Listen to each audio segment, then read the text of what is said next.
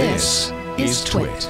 There was one story I wanted to just point out for you two, in case you hadn't seen it, is that, and I think it's funny that a state bar has had to make this clear. I don't know what the state bar's involvement in this question is exactly, but the state of Nebraska has decided to come out and issue an ethics opinion. Again, I'm not quite sure how ethics are implicated here necessarily, but we can get into that if you'd like.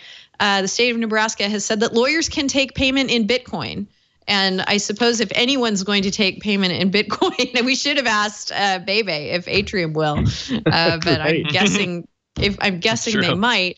And that apparently there are enough lawyers out there that want to accept payment in Bitcoin. Heck, why would you not want to accept payment in Bitcoin in these days and ages, in this day and age? But Nebraska has seen fit to come out and say it's okay to do that. We don't have an ethical issue with you doing that. I'm not sure that the method of compensation really implicates a lot of ethics that a state bar needs to weigh in on. What if someone comes to your firm, Mike, and says, I have a herd of goats that I'd like to pay with. Right. If Dorsey wants the goats, can't Dorsey take the goats?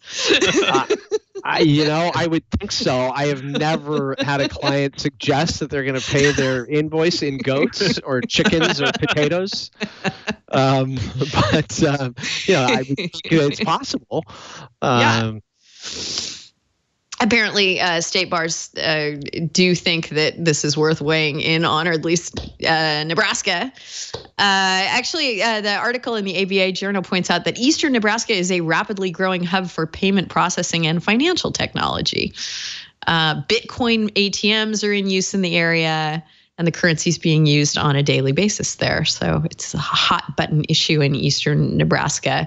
What do you think, Matt? Are they talking about Bitcoin as a form of payment in law school yet?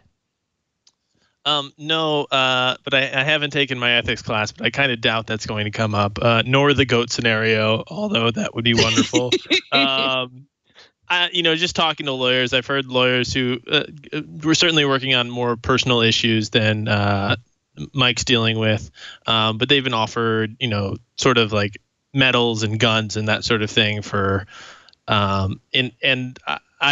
can't fathom why this matters, how you take your payment, but that's that. But it's good that they came out the right way. But I am interested to see whether the rise in Bitcoins in Western Nebraska has anything to do with Western Nebraska's proximity to Colorado and its legalized marijuana. Oh, Eastern okay. Nebraska. Yeah. Oh, okay.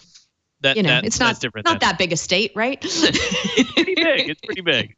Okay. And there's not that much in Western Nebraska. Gotcha. According to one of the articles that I was reading on this story, if I've got this correct, I haven't actually read the advisory opinion, but according to one of the sources that I read, it said that the opinion gave the green light to accept payment via Bitcoin, but it needs to be immediately converted to U.S. dollars. Maybe there was some sort of concern about, given the fluctuation in the market for Bitcoin, maybe lawyers and law firms could take advantage of that somehow.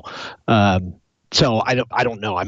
This is pure speculation on my part. Again, and I'm not way up on whether you can accept things like stock in payment, but that seems to be an equivalent.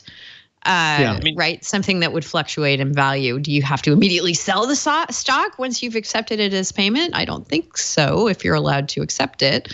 So there's certainly examples of companies that have traded legal fees for equity in their company. I mean, right.